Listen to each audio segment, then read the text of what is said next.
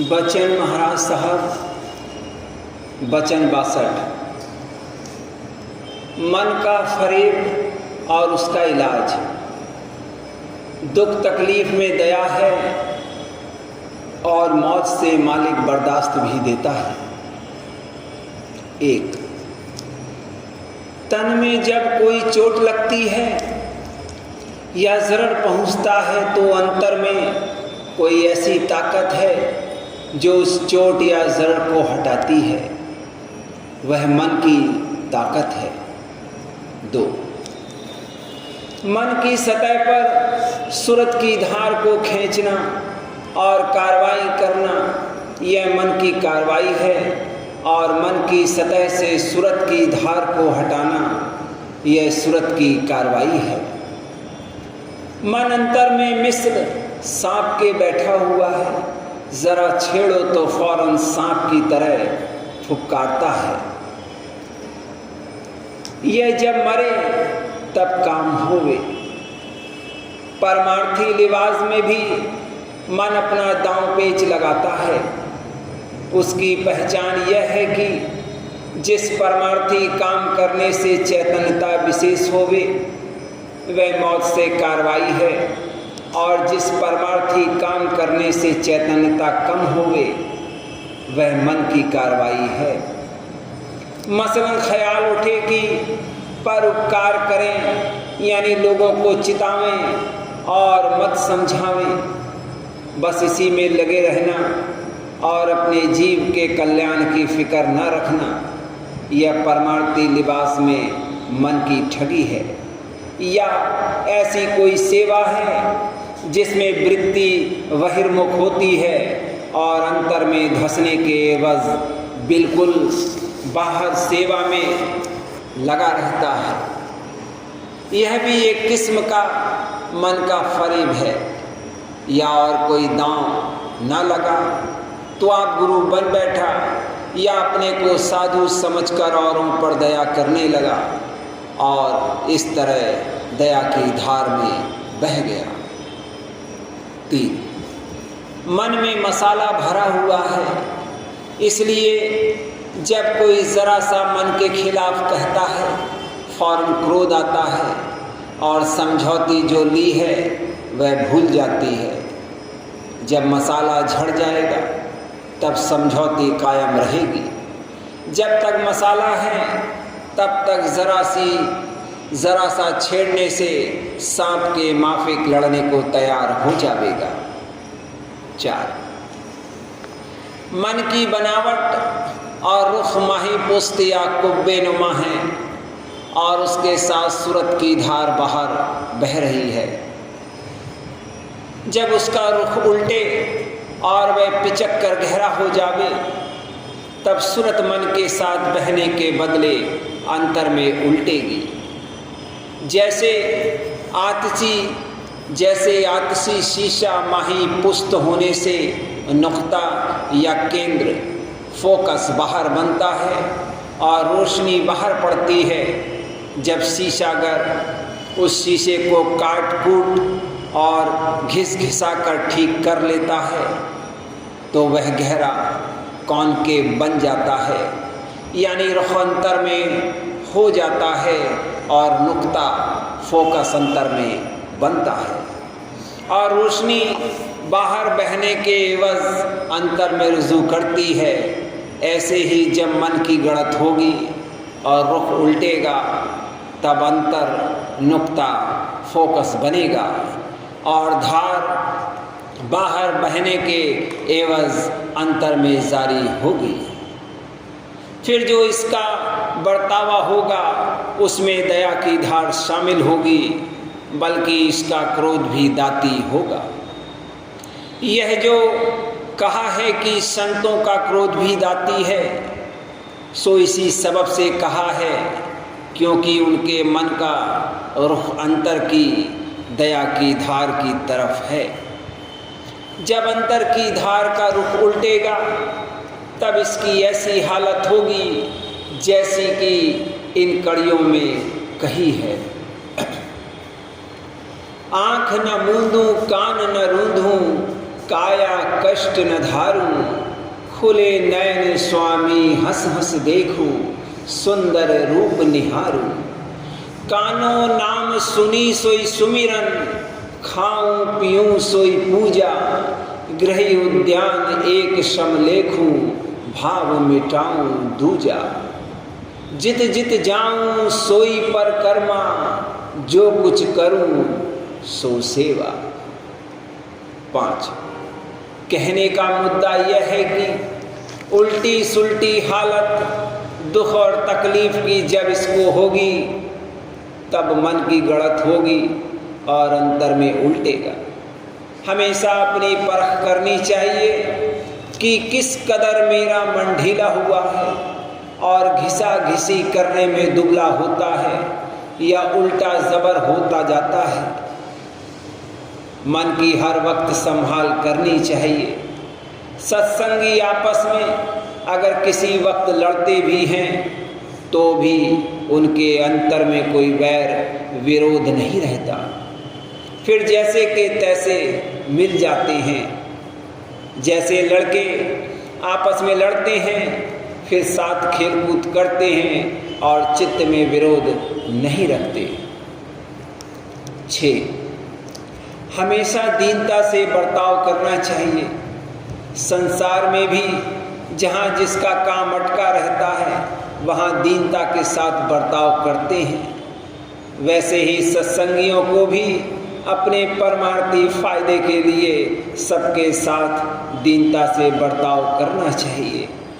इसी ख्याल की राधा स्वामी दयाल इसके एवज दया की बख्शिश फरमावेंगे। 7, बहुतेरों का ऐसा स्वभाव होता है कि जो तरंग अंतर में उठी बस उसी का रूप हो जाते हैं। चाहिए कि उसी वक्त सुमिरन ध्यान करके अपनी संभाल करें। बाज़े ऐसे हटीले होते हैं कि बहुतेरा समझाओ कभी नहीं मानते हैं। ऐसे लोगों को सख्त सजा दी जाती है। 8, परमार्थी के लिए हमेशा अंतर में खींचातानी टग ऑफ वार होती है, यानी मन माया के विकारी अंग नीचे की तरफ खींचते हैं और सूरत के अंग यानी शील क्षमा संतोष वगैरह ऊपर को। इस तरह का संग्राम अभ्यासी के अंतर में होता रहता है। सत्संग में जो समझौती दी जाती है अगर कोई नहीं लेता है यानी उसके माफिक बर्ताव नहीं करता है तो भी अंतर में नक्श पड़ते हैं, ज़रूर अपना असर करेंगे। जिस पर की उल्टी सुल्टी हालत गुजरती रहती है उस पर गोया निजदया राधा स्वामी दयाल की है। चाहिए कि इसमें अपना निस्फायदा समझकर मालिक का शुक्राना अदा करे और खुशी के साथ दुख तकलीफ को झेले। 9, दया करके मालिक दुख तकलीफ सहने के लिए बर्दाश्त भी देता है। ऐसा नहीं है कि एकदम मुसीबत भेजे। जैसे नट अपनी बाह पर गोला फेंकता है तो पहले छोटी छोटी गोलियां आहिस्ता आहिस्ता डालता है ताकि सहज सहज अभ्यास करने से जब उसकी रंगे और पट्टे पक्के हो जाते हैं तब बड़े बड़े गोले मारता है और कुछ भी दर्द नहीं होता। इसी तरह मालिक भी थोड़ा थोड़ा देकर बर्दाश्त की ताकत देता जाता है। 10, जैसे बीमार को जब चीरा दिया जाता है तो उसके पहले खाने पीने वगैरह का बंदोबस्त रखते हैं ताकि उसको ज़्यादा कमजोरी न हो जावे। वैसे ही मालिक भी जब किसी की गलत करता है तो पहले से बर्दाश्त की ताकत भी उसको बख्शता है, यानी चैतन्यता उसकी विशेष कर देता है।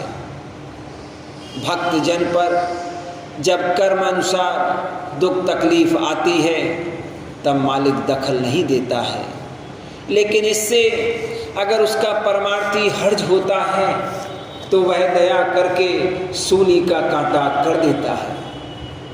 यहाँ के दुख सुख से बचने के लिए लोग क्लोरोफार्म यानी बेहोशी की दवा सूंघते हैं। चाहिए कि शब्द रूपी क्लोरोफार्म सूंघकर सूरत को तन मन से न्यारा करें।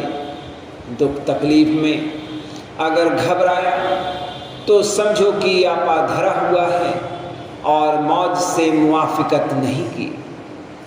जब तक आपा है तब तक मौज से मुआफिकत नहीं हो सकती और न पूरे तौर से शरण ली जाती है। 11 कहने का मुद्दा यह है कि जब तक मन नहीं हारेगा तब तक शरण नहीं ली जाएगी, और जब तक शरण नहीं लेगा तब तक उद्धार नहीं होगा।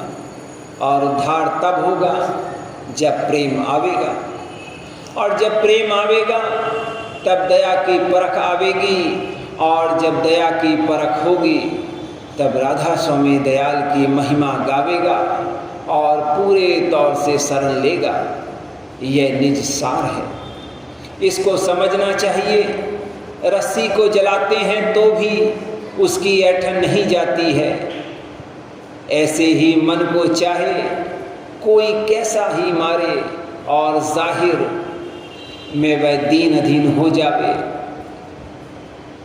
तो भी जहाँ तक माया है वहाँ तक आपा यानी अहम ज़रूर रहता है और ऐंठन नहीं जाती है। जब मन थकेगा और दौड़ उसकी बंद होगी तब शरण लेगा, यानी कुदरती तौर पर जो उसकी ताकत इंद्रियों की तरफ दौड़ने की है वह जब हर ली जाएगी तब अंतर में उल्टेगा और मौत से मुआफिकत करेगा। जैसे हाथ में जब ताकत आती है तब काम करता है, अगर ताकत ना आवे तो कुछ काम नहीं कर सकता। वैसे ही मन में अगर सूरत की ताकत ना आवे तो मन कुछ नहीं कर सकता है। राधा स्वामी। कृपा करो दाता मेरे सुख सिंधु अपारा, दीन दयाल दया निधि तुम पुरुष अगारा, सागर प्रेम अथाह तुम राधा स्वामी नाम, सतगुरु प्रेम तरंग है तुझ माई समाना, बिन सतगुरु तोई कसल पहुँचावन हारा, चरण कमल गुरु गहूँ करूँ विनय पुकारा, सतगुरु तुम समरथ पुरुष तुम खेवट न्यारा, शब्द की धार ये कर देवो पार उतारा, काल मोहि गहि लियो सब भांति पहचाना, रोग शोक बहु मिया तुम पुरुष सुजाना, सब तीरथ तुम चरण मेरा, चरण समाना, वेद शास्त्र जानू नहीं, रहूं दर्श दी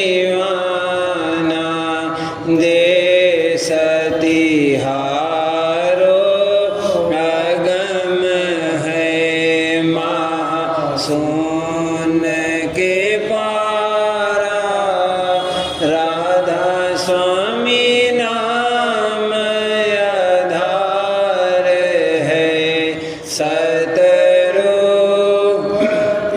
प्यारा कर जोरे विनती करूं मेरे सतगुरु स्वामी चरण कमल की डाल नित मोह देहो धुरधामी चरण कमल की ठार नित मोह देहो राधा स्वामी कृपा करो दाता मेरे सुख सिंधु पारा दीन दयाल दयानिधि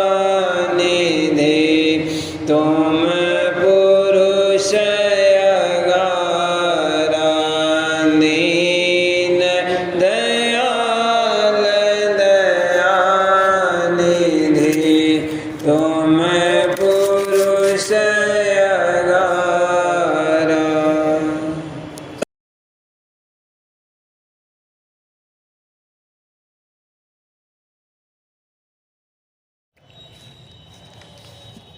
प्रेम पत्र दूसरा भाग सफा 192 10 वर्णन कैफियत सूरत शब्द अभ्यास की दफा 68। इस अभ्यास का नाम सूरत शब्द योग है, यानी सूरत रूह को शब्द के साथ मिलाकर चढ़ाना।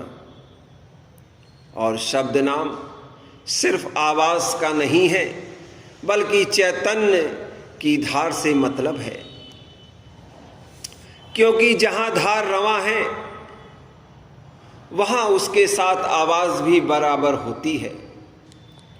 धार नजर नहीं आती, पर आवाज से उसकी पहचान होती है। जैसे आदमी को असली रूप यानी उसकी सूरत रूह की कैफियत नजर नहीं आती, पर आदमी के बोलने से मालूम होता है कि रूह सूरत उसमें मौजूद है और कार्रवाई कर रही है।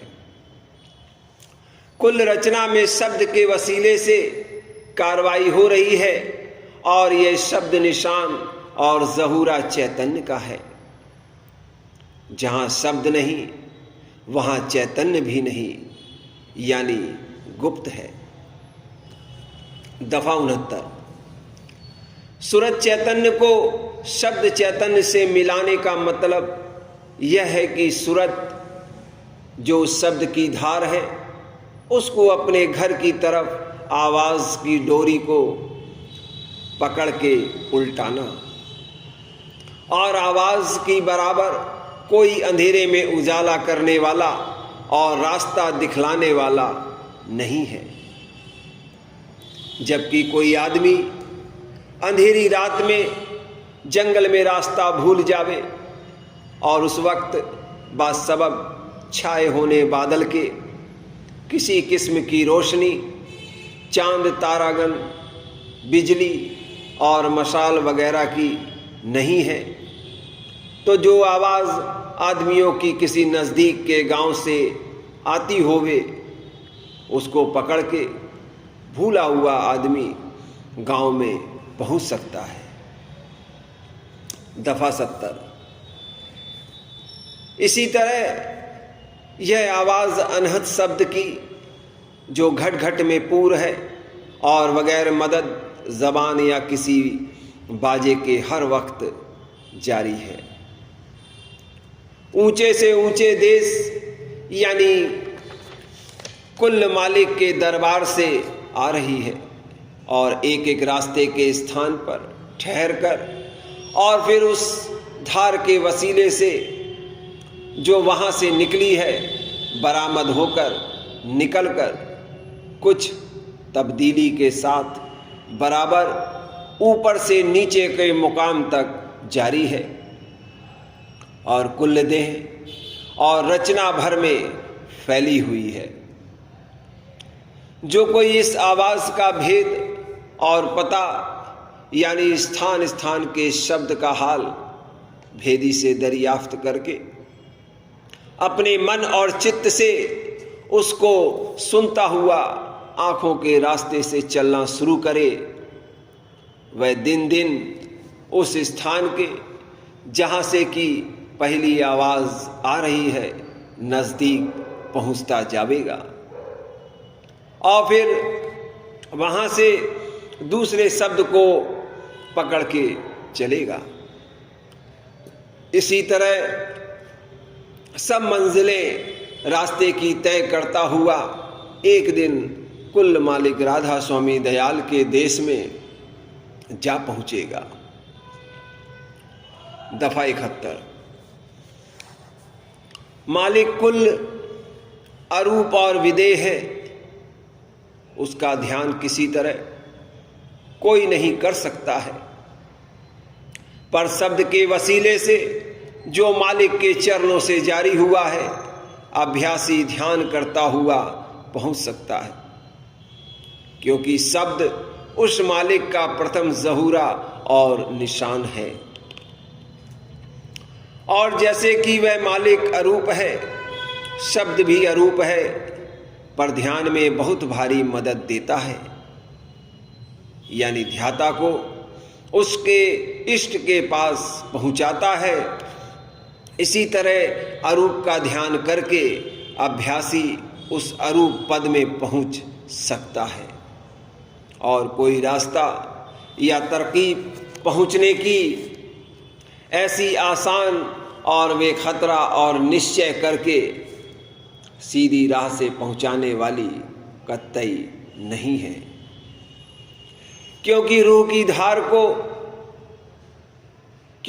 की धार जो शब्द की धार है उससे बढ़कर और कोई धार रची नहीं गई है। वह और सब धारों का कर्ता और चैतन्य करने वाली है।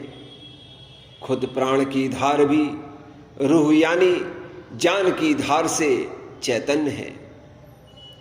फिर सूरज शब्द से बढ़कर और कोई जुगत न रची गई और ना हो सकती है। दफा 72।